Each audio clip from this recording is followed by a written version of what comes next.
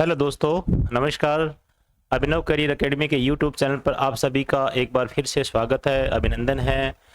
और उम्मीद करता हूं कि आप सभी की पढ़ाई बहुत ही अच्छी चल रही होगी।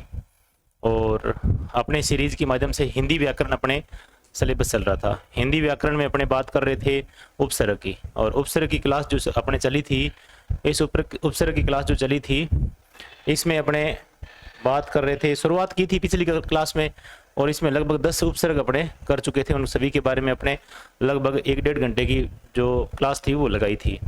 और साथ ही साथ इसको अब कंटिन्यू करते हैं और आगे अपने उपसर्ग की क्लासों में अब नेक्स्ट अपने बात करेंगे 11 नंबर उपसर्ग की।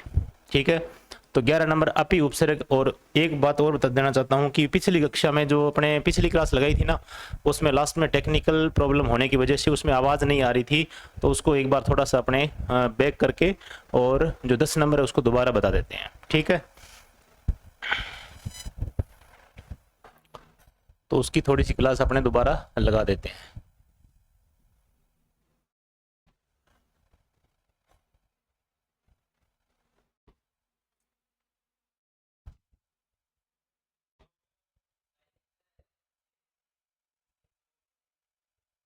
अपने बात कर चुके थे 9 नंबर, हाँ, व्यंजन संधि के उदाहरण अपने बात कर रहे थे यहाँ पर। 9 नंबर अनु की, किसकी बात कर रहे थे? अनु उपसर्ग की बात कर रहे थे। और अनु उपसर्ग यानी पीछे, और ये अनुकरण, अनुग्रहित, ये सारे उदाहरण हो गए थे। और अपने नेक्स्ट चल रहे थे अनुष्ठान या अनुच्छेद में। तो एक बार थोड़ा सा इसको रिकॉल कर लेते हैं। अनु प्लस में छेद, इसमें चय का आगमन होता है, तो इसमें अनु उपसर्ग है। ठीक है, और साथ ही साथ अनुष्ठान, ये है अनुष्ठान, इसमें भी अनु उपसर्ग है, और यहाँ पर आ जाएगा अनु स्थान आ जाएगा। ठीक है, इसको अलग करेंगे तो ये मूल शब्द इसका क्या आ जाएगा? स्थान आ जाएगा। ठीक है, और प्रत्यय के प्रभाव वाले शब्द, जैसे मान लो प्रत्यय के प्रभाव वाले अनुपातिक है, तो पहले इसमें क्या करेंगे, ये जो थोड़े से ना हार्ड शब्द है, और इन शब्दों में आप विशेष ध्यान रखोगे। अनुपातिक, अनुपातिक शब्द है, ये अनुपात प्लस में इक बना है। कैसे बना है? अनुपात पहले, उसके बाद में इक जोड़ दो, तो ये इक शब्द जुड़ करके अपने जो पहला स्वर है ना उसको क्या कर देगा? दीर्घ कर देगा, तो अनुपातिक बन जाएगा। अब ये मूल शब्द क्या, इसमें उपसर्ग क्या लगा हुआ है? अनु, और उसके बाद में पात, और उसके बाद में इक, ये लगा हुआ है। तो इसमें उपसर्ग क्या हो गया? अनु, और मूल शब्द क्या आ गया इसमें? पात, और प्रत्यय क्या है इसमें? इक। ऐसे तीन यानी शब्दांश, मूल शब्द और बाकी दो शब्दांश होगी, इनसे मिलकर के क्या बना है? अनुपातिक बना है। ऐसे आणविक, अन्वयिक, जैसे अनु, अन्वय, इसको जोड़ो अन्वय, और प्लस में इक। ठीक है, और इसमें क्या है कि अन्वय जो है ना, इसको अपने संधि के हिसाब से करेंगे तो अनु प्लस ए बन जाएगा। अनु और प्लस में ए और प्लस में इक, ये हो जाएगा। अब ए इसमें मूल शब्द है, इक इसमें प्रत्यय है, अनु इसमें उपसर्ग है। अब ये जोड़ेंगे तो क्या हो जाएगा? आन्वयिक बन जाएगा। क्या बन जाएगा? आन्वयिक बन जाएगा। इसी तरीके से आनुवंशिक है, आनुवंशिक, तो इसमें अनुवंश प्लस में एक प्रत्यय लगा हुआ है, इसमें अनु अलग कर दो ये, और उसके बाद में वंश अलग हो जाएगा, और इक अलग हो जाएगा। वंश इसमें क्या है? मूल शब्द है, और इक इसमें क्या है? प्रत्यय, और अनु इसमें क्या है? उपसर्ग है। ठीक है, इस शब्द के लिए ये हो जाएगा। और आनुषंगिक क्या हो जाएगा? आनुषंगिक क्या, यानी इक प्रत्यय लगने से ये दीर्घ हो गया ना, तो इसलिए इसको दीर्घ, इक प्रत्यय अलग करेंगे तो अनुसंग हो जाएगा। अनुसंग, और प्लस में अनुसंग प्लस में इक प्रत्यय आ जाएगा। इसको अलग करेंगे तो अनु, और ये संधि रूप है, ये अनुसंग ऐसे हो जाएगा, ये अनुसंग प्लस में एक हो जाएगा। ठीक है, ये इसमें उपसर्ग है, ये मूल शब्द है, और ये इसमें प्रत्यय हो जाएगा। ठीक है, इतनी बात समझ में आ गई। अनुवंशिकी यानी अनुवंशिकी, इसका अर्थ होता है तर्कशास्त्र। तर्कशास्त्र, ये अनुवंशिकी का मतलब यहां पर अनु, पहले जोड़ेंगे अपने अन्वीक्षिकी, ये शब्द गलत लिखा हुआ है, ऐसे अनुवीक्षिकी ऐसे आएगा। ठीक है, इसको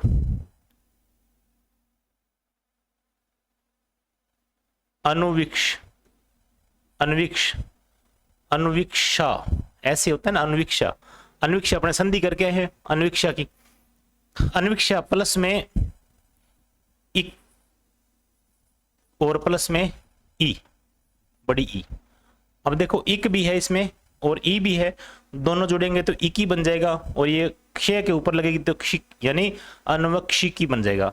अब देखो अनु और प्लस में इक्षा, ये लो इक्षा और प्लस में इक और प्लस में ई, ये शब्द हो गए। अनु और प्लस में इक्षा अनविक्षा हो जाएगा, अनविक्षा के साथ में इक जोड़ेंगे तो अनुविक्षिक अनुविक्षिक हो जाएगा। अनुविक्षिक मतलब छोटी मात्रा लग जाएगी इसके, ठीक है।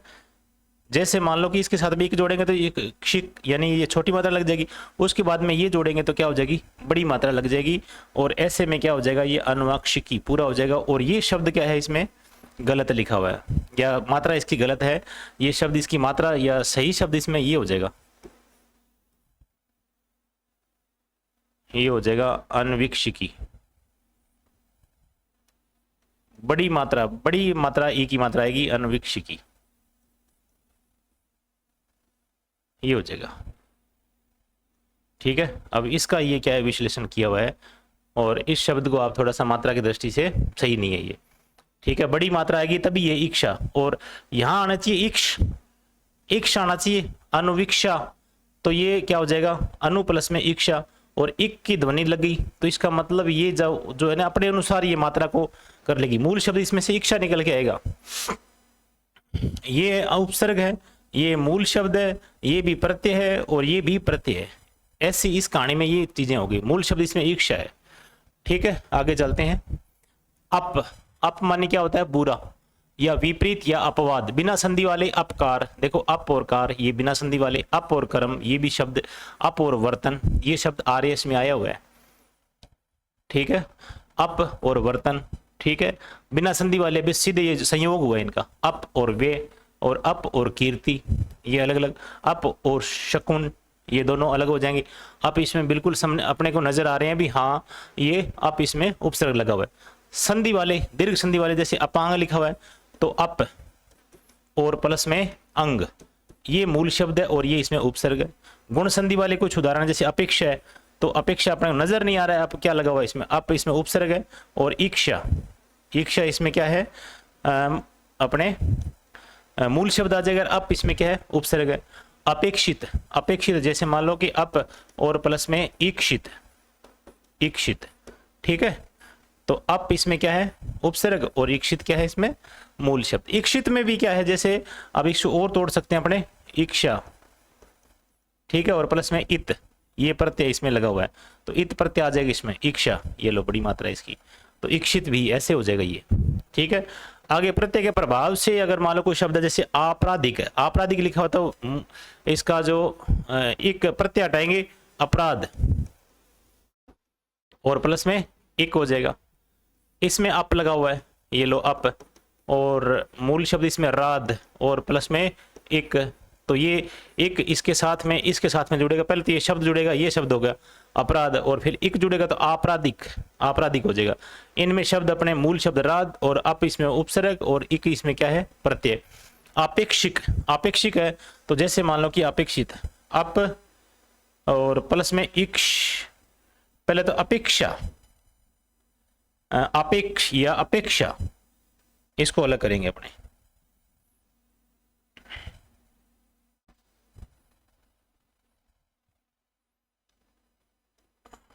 अपेक्षा और प्लस में इक, ये लो इक प्रत्यय इसमें अलग हो गया। अब इसमें मूल शब्द निकालो अप और प्लस में इक्षा, ये लो इक्षा, अप और इक्षा इसमें मूल शब्द है, अब इसमें उपसर्ग है, इक इसमें फिर प्रत्यय लगा हुआ है, तो ये मिलकर के क्या हो जाएगा आपेक्षिक हो जाएगा, मिलकर के क्या हो जाएगा आपेक्षिक हो जाएगा। ये सारे हो गए इतने शब्द, यानी पिछली क्लास में से ये थोड़े से बाकी रहे थे और बीच में टेक्निकल खराबी की वजह से वॉइस नहीं आ रही थी, इस वजह से ये पीछे रह गए थे। अब चलते हैं अपने नए जो क्लास उसमें अपने बात करते हैं।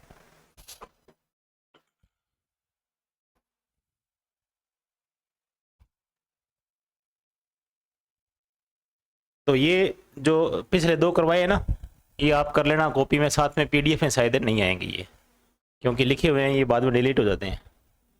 आगे चलते हैं। अब इसमें 11 नंबर पे अपी। अपी का मतलब होता है, अपी अपी अपी का मतलब होता है इसमें निश्चय या किंतु या भी। ठीक है, तो शब्दों के माध्यम से बिना संधि वाले अपी तू, ये हो गया। ठीक है, और यानी अपी और प्लस में तू, उसमें अपी हित, तो अपी और हित आ जाएगा। ठीक है, ये लो अपी और हित। और इसके साथ में अभिधान, अभिधान नहीं है, ये शब्द है अपिधान। अपिधान का मतलब होता है ढक्कन। अपिधान का मतलब क्या होता है? ढक्कन। अभिधान कैसे आएगा? अपी उपसर्ग चल रहा है, इसमें क्या हो जाएगा? अपी अलग हो जाएगा और धान अलग हो जाएगा।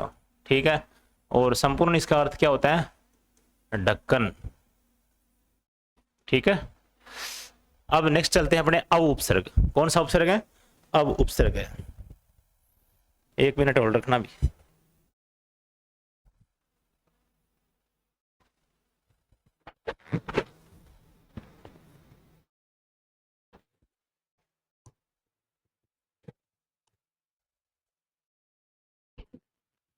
चलो भी, अव उपसर्ग, इसमें कौन सा उपसर्ग है? अव। अव उपसर्ग का मतलब होता है, अव का मतलब होता है नीचा या बुरा, हीन, उपयुक्त भी, ऐसे इसका अर्थ होता है। तो बिना संधि वाले अगर उदाहरण बात करें, तो बिना संधि वाले की बात करें तो अवगुण। अवगुण में आपको स्पष्ट नजर आ रहा है कि अव इसमें उपसर्ग लगा हुआ है और गुण इसमें मूल शब्द है। अव में अवचेतन, चेतन इसमें मूल शब्द है और अव इसमें क्या है? उपसर्ग लगा हुआ है। अवगाहन, गाहन इसमें मूल शब्द है और अव इसमें उपसर्ग लगा हुआ है। अवतीर्ण, अव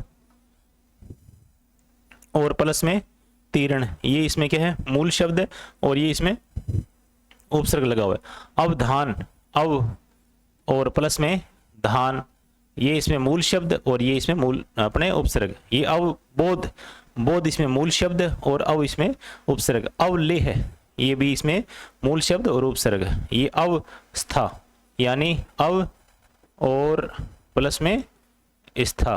ठीक है, तो ये इसमें क्या हो जाएगा? यानी स्पष्ट नजर आ रहे हैं। ठीक बात। अब चलते आगे, इसमें दीर्घ संधि वाले उदाहरण। दीर्घ संधि में अब स्पष्ट नजर नहीं आ रहा है, अब इसमें संधि के नियम लागू होंगे। संधि के नियम करके और उसमें मूल शब्द निकालेंगे बाहर और उपसर्ग को करेंगे अलग। तो जैसे अव, अवांतर लिखा हुआ है तो अव प्लस में अंतर आ जाएगा। अव प्लस में अंतर, तो ये क्या हो जाएगा? अव उपसर्ग निकल गया और अंतर इसमें मूल शब्द। अवाप्ति है तो अवाप्ति, अव और प्लस में आपती, आपती इसमें मूल शब्द।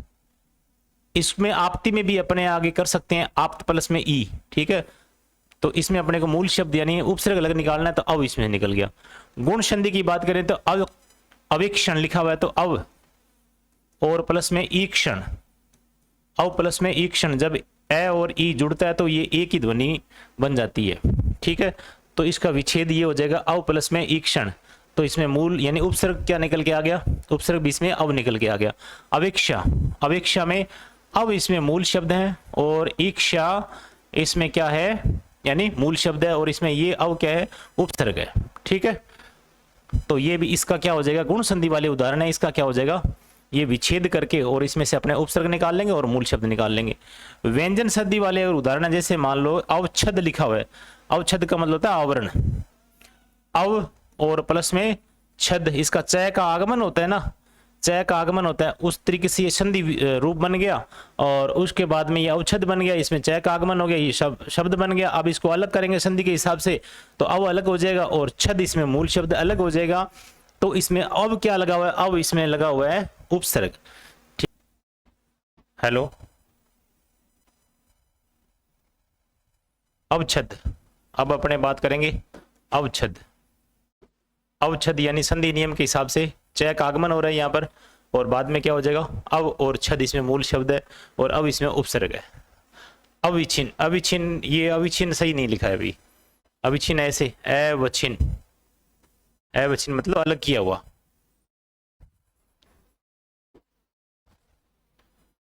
इसमें आ जाएगा अव और प्लस में छिन्न। ठीक है, इसमें चय का आगमन होता है इसलिए अविच्छिन्न बन जाता है। ये मूल शब्द है, इसमें ये क्या है, उपसर्ग है। अवच्छेद, ये लो अवच्छेद, अव अलग और छेद अलग। ठीक है, इसे ऐसे मतलब आपने क्या है, प्रत्यय वाले शब्द आवयविक, तो पहले अपने क्या करेंगे, शब्द निकालेंगे अवयव, और उसमें बाद में क्या करेंगे, प्रत्यय अलग कर देंगे। ठीक है, अब इसमें से अव अलग निकाल लो, अव और यव और एक। यव इसमें मूल शब्द, अव इसमें उपसर्ग है, इक इसमें क्या प्रत्यय। ये लो प्रत्यय और उपसर्ग दोनों वाले शब्द है इसमें, ये आवयविक बन गया। ठीक है, इक लगाने से ये अपने मूल जो पहला जो है ना इसमें, वो क्या हो जाएगा, ह्रस्व हो जाएगा, और मतलब अपने छोटा रूप हो जाएगा इसका। ठीक है, और इक लगने से क्या हो जाएगा, ये बड़ा या दीर्घ हो जाता है। ठीक है, आवधिक, तो आवधिक इसमें क्या है, अवधि से बना हुआ है, अवधि, और प्लस में एक, ये लो एक जुड़ने के बाद में आ की मात्रा होगी ना, तो ये अवधि बन गया। अब इसमें अव अलग निकालो, अव और प्लस में धी और प्लस में एक, ये लो दी इसमें मूल शब्द है, अब इसमें उपसर्ग है, और एक इसमें क्या है, प्रत्यय लगा हुआ है। ठीक है, आई बात समझ में। अब अपने चलते हैं आगे नेक्स्ट, उपसर्ग में। इसका मतलब होता है पास या सहायक या छोटा। बिना संधि वाले नजर आ रहे हैं, बिल्कुल बिना संधि वाले तो जैसे मान लो कि आपको शब्दों के माध्यम से पता चल जाएगा उप मंत्री लिखा हुआ है, तो उप इसमें उपसर्ग है और मंत्री इसमें क्या है, मूल शब्द है, तो क्या हो जाएगा, उप मंत्री है। उपलब्धि यानी उप प्लस में क्या है, लब्धि, और उप समिति, उप अलग हो जाएगा, समिति अलग हो जाएगा, और उप स्थिति यानी उप अलग हो जाएगा, स्थिति अलग हो जाएगा। ये शब्दों से अपने देखने से पता चल जाएगा भाई इसमें उप और न्यास ये अलग है। ये देखो उप अलग है और न्यास अलग है, और उप और निषद, निषद अलग कर देंगे मूल शब्द, और उप इसमें उपसर्ग है। उप इसमें अलग कर देंगे, निवेश में उपनिवेश, तो ये उप अलग कर देंगे और निवेश अलग कर देंगे, मूल शब्द हो जाएगा। और ठीक है, उपकार लिखा हुआ है, उपकार में उप अलग कर देंगे, ये उप यानी उपसर्ग हो जाएगा, और कार जो है ये मूल शब्द हो जाएगा। दिक्कत थोड़ी आती है यहाँ पर दीर्घ संधि वाले में। दीर्घ संधि वाले अपने देखें, जैसे उपयुक्त, उपायुक्त लिखा हुआ है, तो उपायुक्त उप और प्लस में आयुक्त, ये दोनों जोड़ करके क्या हो जाएगा, उपायुक्त हो जाएगा। ठीक है, अब उपायुक्त में भी आ जुड़ा, ये उप लगा हुआ है, और उसमें भी आ जुड़ा हुआ है, उसमें भी आगे युक्त है, युक्त और आ और उप, ये दो उपसर्ग लगे हुए हैं, इसमें दो उपसर्ग लगे हुए हैं। उपार्जन यानी उप और प्लस में अर्जन, उप प्लस में अर्जन, तो क्या हो जाएगा, उपार्जन हो जाएगा। क्या हो जाएगा, उपार्जन।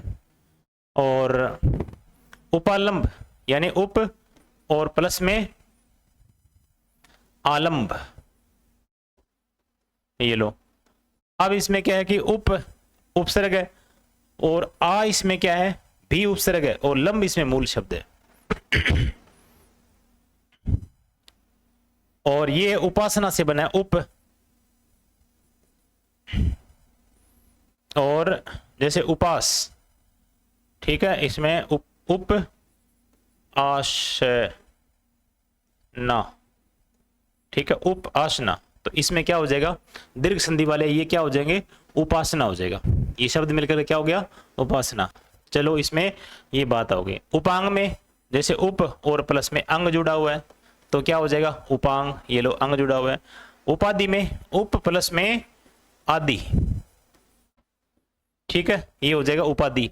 उपाध्यक्ष, उपाध्यक्ष में उप और प्लस में अध्यक्ष जुड़ा हुआ है, ये लो अध्यक्ष। और उपाध्याय में उप और प्लस में क्या है, उप और अध्याय, उपाध्याय यानी अध्याय हो जाएगा, अध्याय, उपाध्याय हो जाएगा। दीर्घ संधि वाले जो संधि वाले नियम है ना, या संधि वाले उदाहरण है, वो इसमें काउंट हो रहे हैं। और ये सारे उप इसमें क्या लगा हुआ है, उपसर्ग। उपाय उप प्लस में आय, ठीक है, तो ये क्या हो जाएगा, उपाय हो जाएगा। ये दीर्घ संधि वाले उदाहरण है। आगे बात करते हैं इसमें गुण संधि वाले उदाहरण। उप वाले में जैसे उपेंद्र, उप और प्लस में क्या है, इंद्र, उप और इंद्र, ऐसे इंद्र छोटी ई की मात्रा आएगी, ठीक है, उपेंद्र हो जाएगा। उपेक्षा में उप और प्लस में ईक्षा, ईक्षा में बड़ी ई की मात्रा आएगी, ईक्षा, ये लो। और उसके बाद में अपने बात करते हैं प्रत्यय वाले, उप वाले में। प्रत्यय वाले में उपास्य लिखा हुआ है, तो उपास्य, उपास और प्लस में ये ये लिखा हुआ है।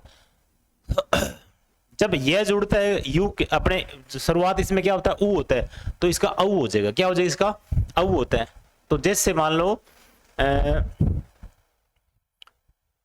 उपनिवेश लिखा हुआ है और इसमें इक जोड़ेंगे या ना, तो ये हो जाएगा औपनिवेशिक। उसी तरीके से ये जुड़ता है तो ये अपने आप में क्या हो जाएगा? ये जुड़ेगा तो ये अपने आप में औ ऊ तो है, औ में चेंज हो जाएगा, परंतु साथ साथ में ये क्या करेगा? इसके पास वाला जो शब्द, पास वाला जो स्वर है ना, अपने व्यंजन है, उसको क्या कर देगा? आधा कर देगा। तो ये क्या हो जाएगा? औ।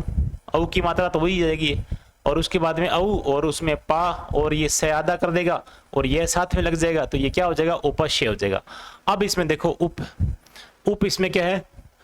यानी ऊपर वाला शब्द अलग कर दिया अपने, प्रत्यय अलग कर दिया ये, और इसमें शब्द निकल के आ गया उपास। अब इसमें उपास में क्या करेंगे? इनको अलग अलग करेंगे, उप और प्लस में आस और प्लस में ये, तो ये क्या हो जाएगा? उप इसमें निकल के आ जाएगा उपसर्ग। ठीक है।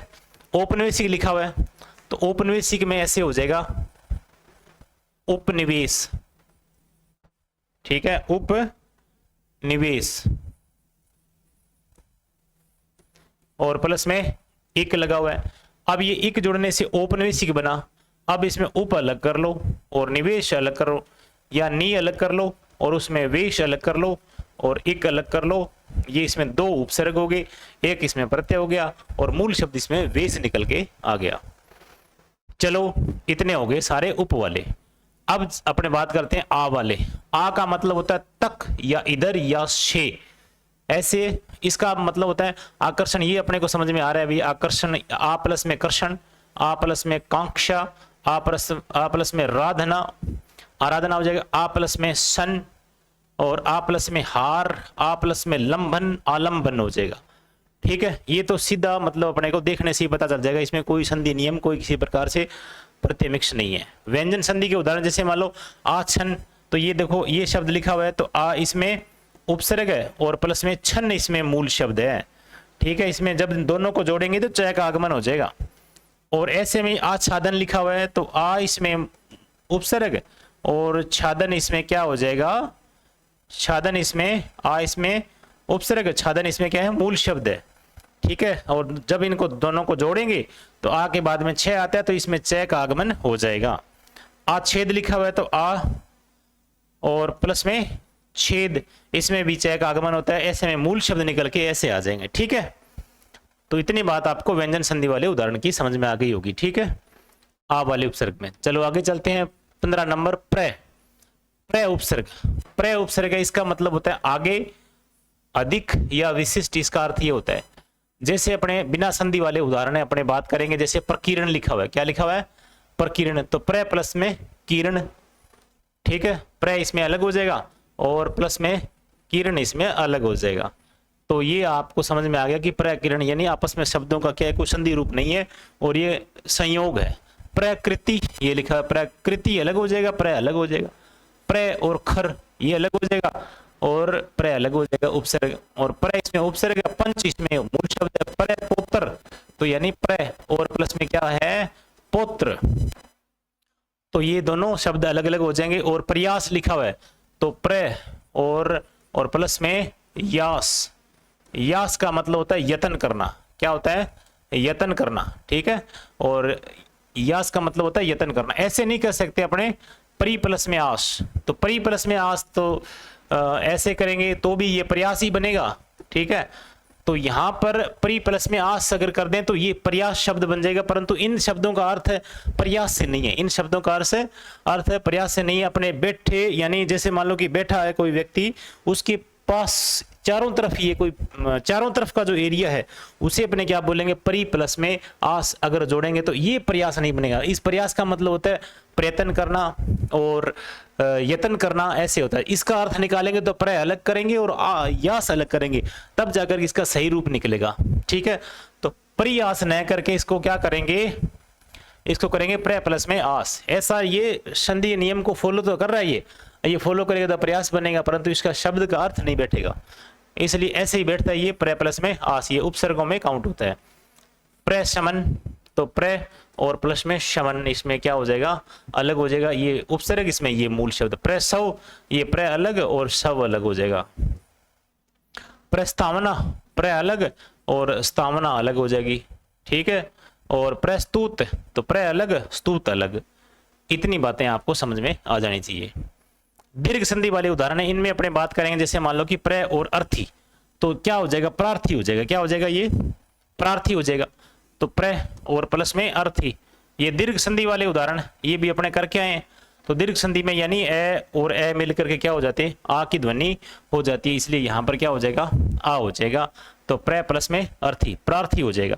प्र प्लस में आचार्य, देखो प्र और प्लस में आचार्य ऐसे लिखा हुआ है, आचार्य, प्र प्लस में आचार्य। तो ये आ की ध्वनि है और ये ए की ध्वनि है, तो ये दोनों जुड़ करके क्या हो जाएगी, आ की ध्वनि हो जाएगी, प्राचार्य हो जाएगा। क्या हो जाएगा, प्राचार्य हो जाएगा। तो प्र इसमें क्या लगा हुआ है, उपसर्ग लगा हुआ, प्र अध्यापक। जैसे मान लो कि इसमें भी अपने और टुकड़े कर सकते हैं, प्र प्लस में आ प्लस में चार्य, ये चार्य इसमें मूल शब्द है, आ इसमें उपसर्ग है, ये भी उपसर्ग है इसमें, आ भी उपसर्ग है इसमें। प्राध्यापक, प्राध्यापक में क्या होता है, अपने प्राध्यापक, जैसे प्र और प्लस में अध्यापक लो, पर इसमें उपसर्ग निकल के आ गया बाहर। अध्यापक में भी आगे क्या कर सकते हैं अपने, अधि और प्लस में आपक, ये लो। तो अधि भी इसमें क्या निकल के आ गया, उपसर्ग और निकल के इसमें आ गया। दो उपसर्ग मिल गए इसमें प्राध्यापक में, तो इसमें भी दो उपसर्ग मिल गए। अब चलते हैं प्राप्त, तो प्र प्लस में आप्त, प्र और प्लस में क्या है, आप्त, तो ये हो जाएगा प्राप्त। और प्र और प्रारब्ध, तो प्र प्लस में इसमें क्या है, प्र प्लस में रब्ध, यानी आरब्ध, प्र और आरब्ध, आरब्ध। और आरब्ध में भी आप आगे अपने क्या कर सकते हैं, प्र और प्लस में आ और प्लस में रब्ध, ये हो जाएगा, ठीक है। तो ऐसे में ये शब्द यानी ये उपसर्ग निकल के आ गया और ये भी उपसर्ग और ये भी क्या है, इसमें मूल शब्द आ गया, ठीक है। इतनी बातें हो गई ये प्र उपसर्ग के लिए।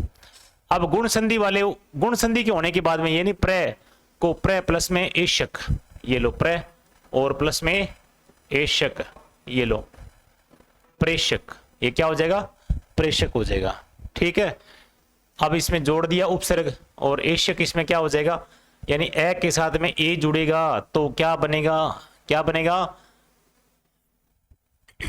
ए बन जाएगा। और प्रेषण, तो प्र प्लस में एषण, ये लो, ठीक है, प्र प्लस में एषण। और इसी तरीके से गुण संधि वाले उदाहरण है ये। और प्र प्लस में उज्ज्वल, ये लो, प्र और प्लस में उज्ज्वल, तो ये क्या हो जाएगा, ऊ लगा हुआ, इसका मतलब क्या हो जाएगा, ये प्रोज्वल हो जाएगा। क्या हो जाएगा, प्रोज्वल हो जाएगा। और ये ए के बाद में ए आता है तो क्या बनता है, ए बनेगा, ठीक है। और मतलब ए या ए के बाद में ए आता है तो इसमें क्या बनेगा, ए बनेगा। प्रेषक और प्रेषण में, प्रोज्वल में प्र प्लस में क्या है, उज्ज्वल, उसमें व्यंजन संधि होने पर, व्यंजन संधि होने पर अगर ये प्रोत्साहन देखो, प्र और प्लस में क्या है, उत्साहन, उत्साहन, प्र प्लस में उत्साहन। प्रोन्नत, प्र और प्लस में क्या है, उन्नत, प्र प्लस में उन्नत, प्रोन्नत हो जाएगा। ये ए यानी ऊ दोनों जुड़कर क्या हो जाएगी, ओ की ध्वनि हो जाएगी। क्या हो जाएगी, ओ की ध्वनि हो जाएगी,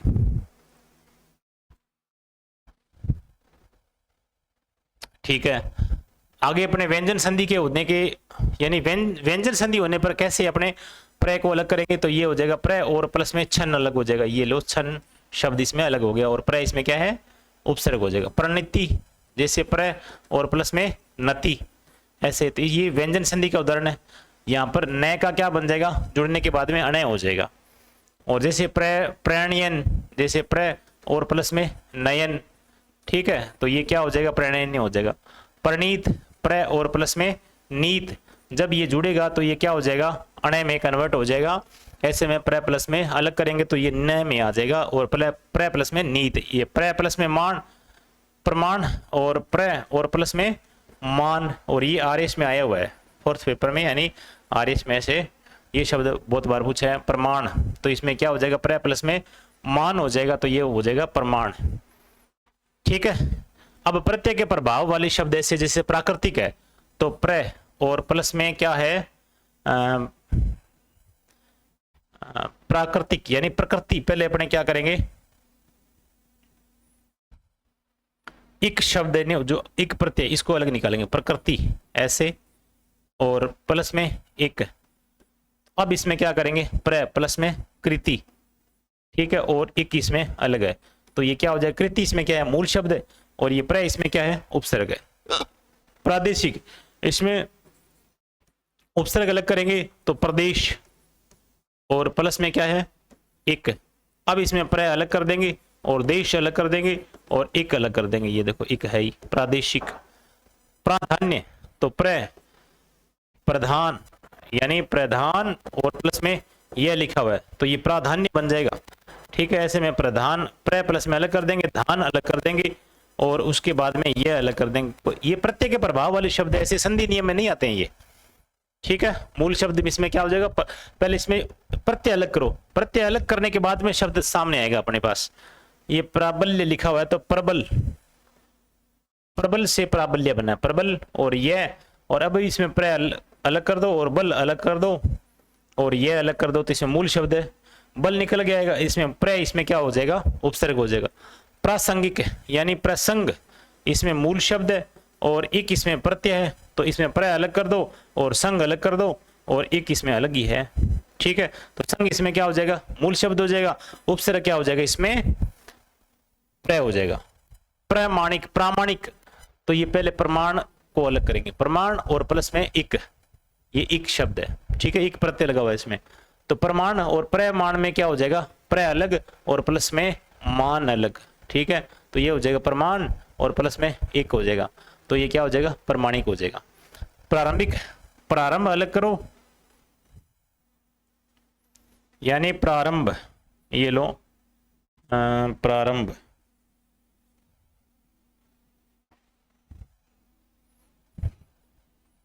और प्लस में एक, ठीक है। और प्रारंभ ये प्रारंभिक है ना, तो ये प्रारंभिक रहेगा, ठीक है। और उसमें अपने बात करेंगे यानी प्र और प्लस में आरंभ, ये अलग हो गया और उसके बाद में एक प्रत्यय लगा हुआ है, ठीक है।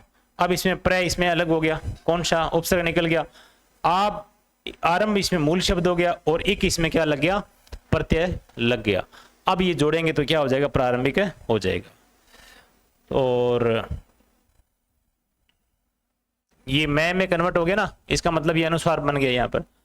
फिर अपने बात करेंगे प्रविधि, प्रविधि, प्रविधि, और इसमें क्या लगा हुआ है उपसर्ग लगा हुआ है एक, और एक लगने से प्राविधि बन गया, प्राविधिक बन गया। अब इसमें प्र अलग कर देंगे और मूल शब्द इसमें विधि निकल के आ गया, ठीक है, और इसमें उपसर्ग क्या आ जाएगा एक हो जाएगा। इतने सारे शब्द यानी ये सारे शब्द अपने तोड़ के देख लिए अपने, ठीक है। आगे बात करते हैं इसमें, 1 मिनट होल्ड रखना भी।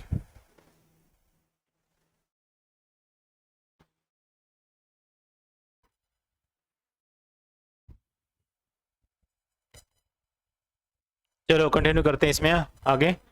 ये सारे शब्द आपके समझ में आ जाने चाहिए, ठीक है। प्रेषक में थोड़ा सा डाउट है मेरे को, प्रेषक और प्रेषण में। प्रेषण यानी ए और ई जब कोई आता है तो अब इसमें क्या बनता है एक ही ध्वनि बनता है, ठीक है। और इसी तरीके से जैसे मान लो प्रेषक बना हुआ है, ये बन गया इसमें प्र और प्लस में ईशक, ऐसे ईशक बना हुआ है, इसको जोड़ेंगे तो क्या हो जाएगा प्र इसमें क्या निकल के आएगा यानी इसमें उपसर्ग हो जाएगा, इसकी इसमें क्या है मूल शब्द है ईशक। ऐसे ही मतलब ये क्या प्रेषण लिखा हुआ है तो प्र और प्लस में ईषण लिखा हुआ है, क्या इसमें ईषण, ये इसमें प्र इसमें क्या है उपसर्ग और ईषण इसमें मूल शब्द आ जाएगा, तो ये दोनों इसमें शब्द सही हो जाएंगे। ऐशक ये नहीं आएगा और ऐषण इसमें उपसर्ग वाले यानी गुण संधि में ये प्रेषक और प्रेषण में इन शब्दों को इसमें जोड़ा गया, तब जाकर के ये क्या बनेगा अपने एक ही मात्रा बनेगी। ठीक है, तो प्र प्लस में ईशक और प्र प्लस में ईषण, ये ध्यान रखना। ठीक है, आगे चलते हैं अपने दुर। दुर जो उपसर्ग है इसमें कठिन, बुरा और विपरीत, इसका अर्थ होता है कठिन और बुरा और विपरीत। बिना संधि वाले, जैसे रे को छोड़ करके शेष व्यंजन या दू उपसर्ग नहीं होता है। ये ध्यान रखना भी दू जो उपसर्ग है ना वो कभी नहीं होता है, विसर्ग वाला दू उपसर्ग नहीं होता है, दुर होता है। क्या होता है इसमें? दुर होता है। तो दुर उपसर्ग, ये देखो बिना संधि वाले दुर्गम लिखा हुआ है, तो दुर और ये लो दुर और प्लस में गम, मूल शब्द आ जाएगा इसमें गम। दुर्वासा लिखा हुआ तो दुर और प्लस में वासा। ठीक है, और दुर्दांत लिखा हुआ है तो दुर और प्लस में दांत, दुर्दांत ये हलंत वाला। दुर्धर्ष लिखा हुआ है तो दुर और प्लस में दर्श, ये आ जाएगा दुर्दर्श आ जाएगा। दुर्बुद्धि है तो दुर और प्लस में बुद्धि। ठीक है, दुर्बुद्धि हो जाएगा। दुर्योधन तो दुर और प्लस में योधन, दुर्योधन। ठीक है, ऐसे में दुर्वासा हो जाएगा, ये दुर्वासा हो गया। दुर्व्यवहार तो दुर और प्लस में व्यवहार, व्यवहार, इसमें वी प्लस अव प्लस हार, ऐसे अपने अलग कर सकते हैं इनमें। ठीक है, दुर्भेद्य लिखा हुआ है तो दुर और प्लस में भेद्य, ऐसे दुर अलग हो जाएगा, भेद्य अलग हो जाएगा इसमें। ठीक है, और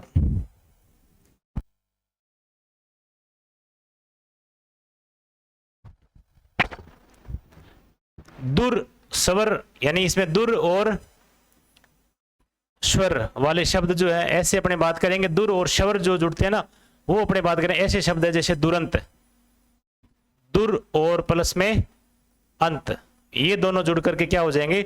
दुरंत, ये शब्द को पूरा कर देंगे। ये स्वर वाले शब्द ऐसे उदाहरण इसमें। दुर भी संधि है, जैसे दुर लिखा हुआ है और उसके बाद में अभिसंधि।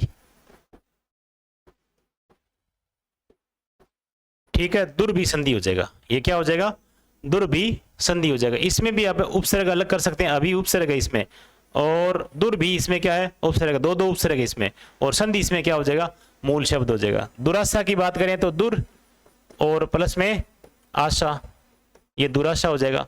ठीक है, और ऐसे में दुराचार है तो दुर और प्लस में आचार, ये हो जाएगा, और इसमें दुर उपसर्ग ये हो जाएगा।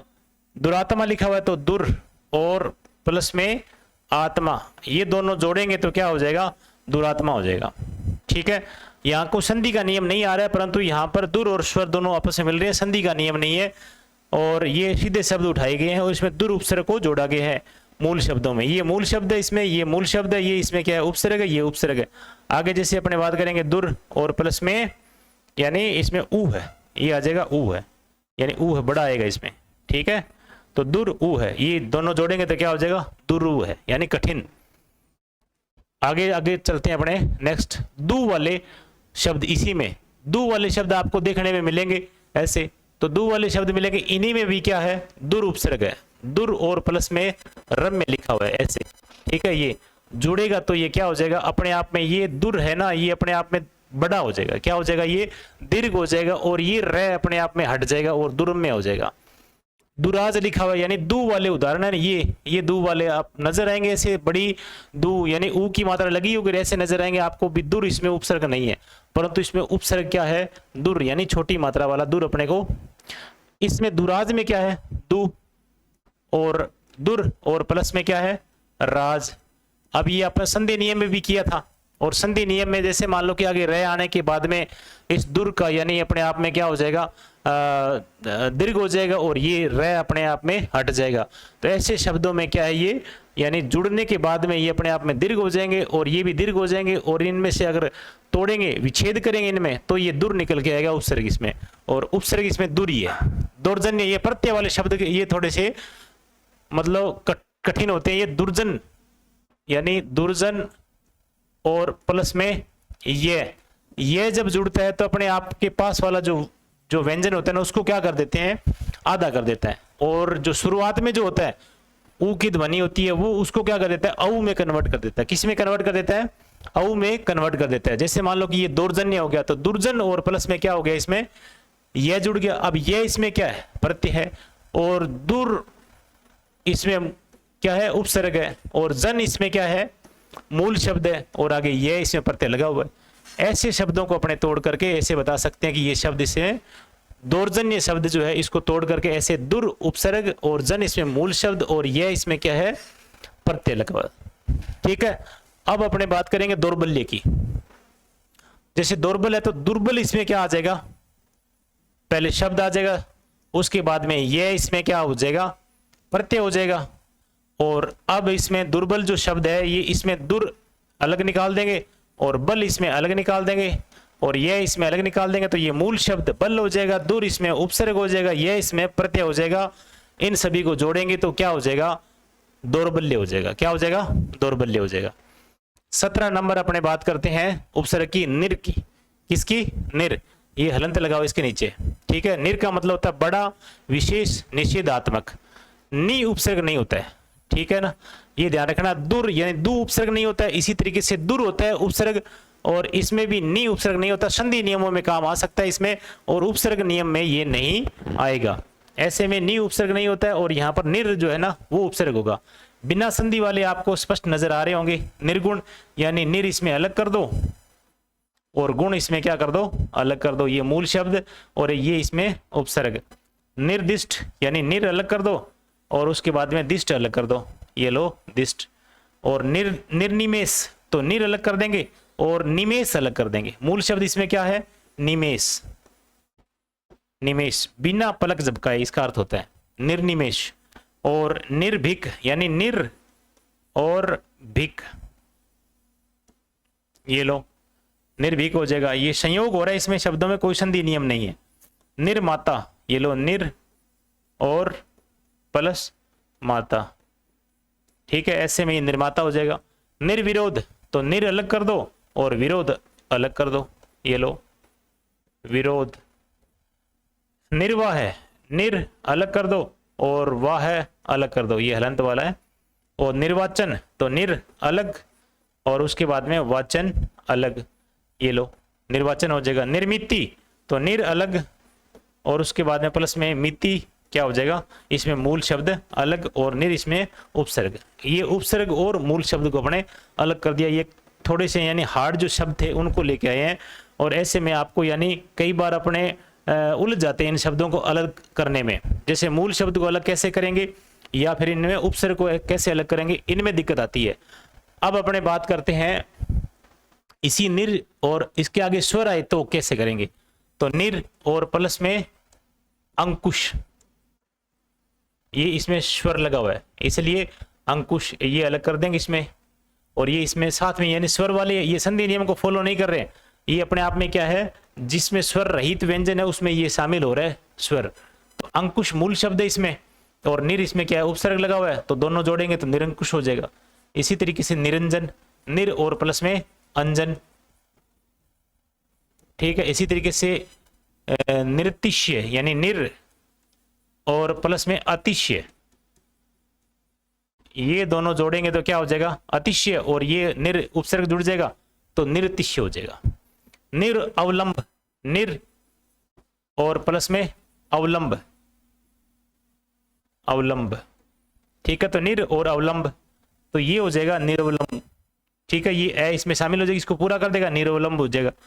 फिर निरस्त तो निर और प्लस में अस्त, तो अपने आप में ये क्या हो जाएगा, निरस्त हो जाएगा, निरस्तर हो जाएगा। जैसे मान लो कि निर और प्लस में अस्तर, ये दो मूल शब्द ये अस्तर है, ठीक है। निर इसमें उपसर्ग है तो ये इस रे को पूरा कर देगा, ए शामिल होकर के निरस्तर हो जाएगा।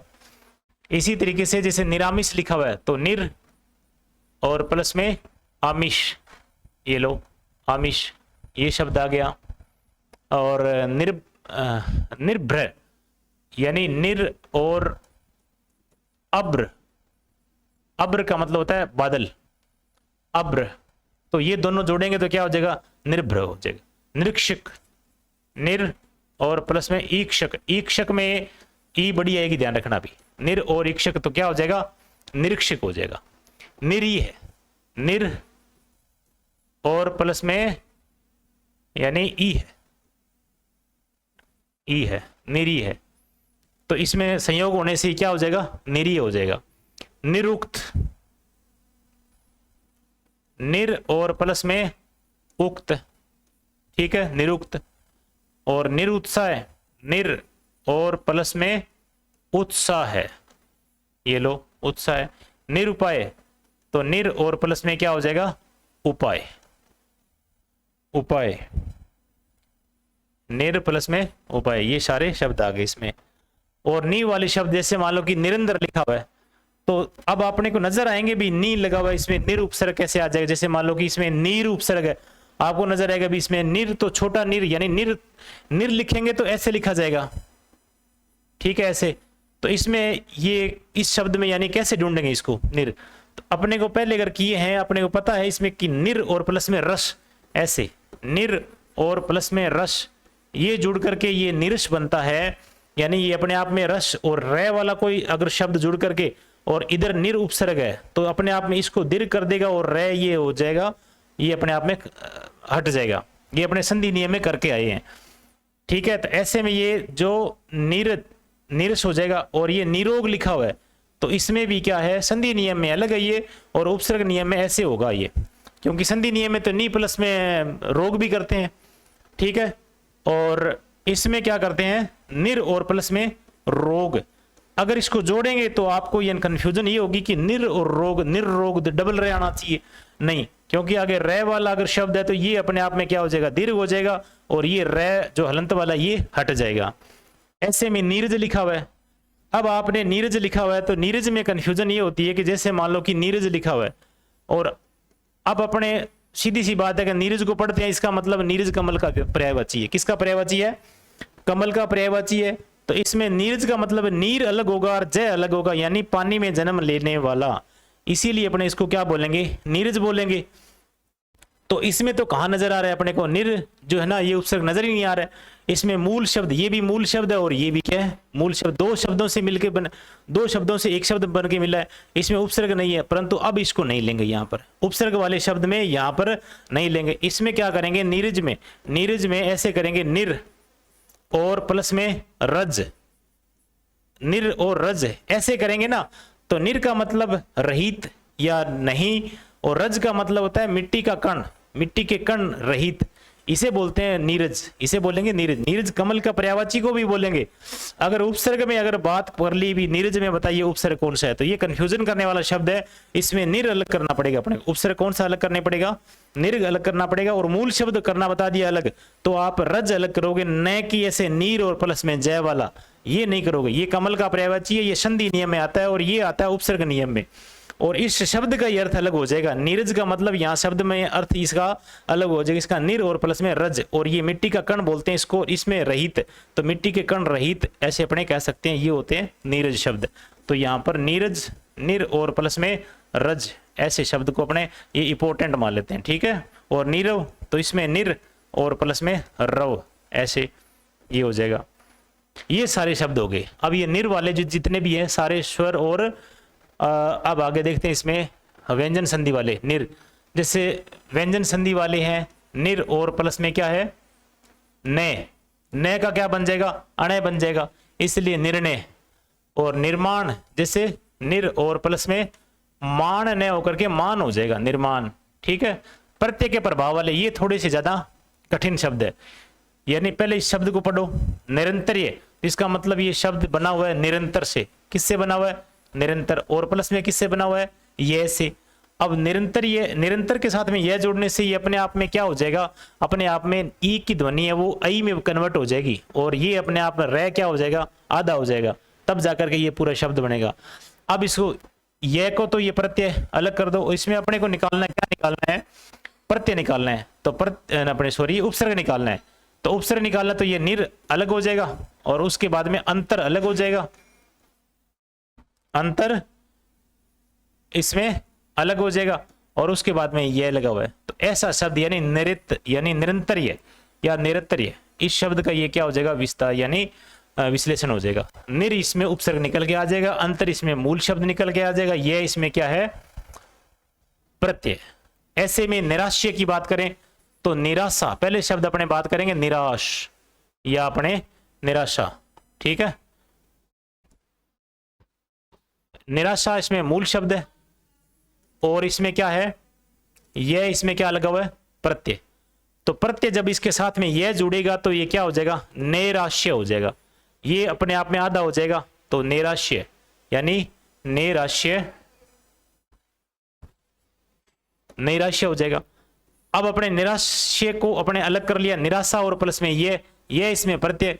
अब इसमें जोड़ो, इसमें अब निराशा अपने पास शब्द निकल के आ गया, इसमें उपसर्ग अलग करो, निर और प्लस में क्या है, आशा या आशा, ऐसे निराशा। तो निर और प्लस में आशा दोनों को जोड़ेंगे तो क्या हो जाएगा, निराशा हो जाएगा।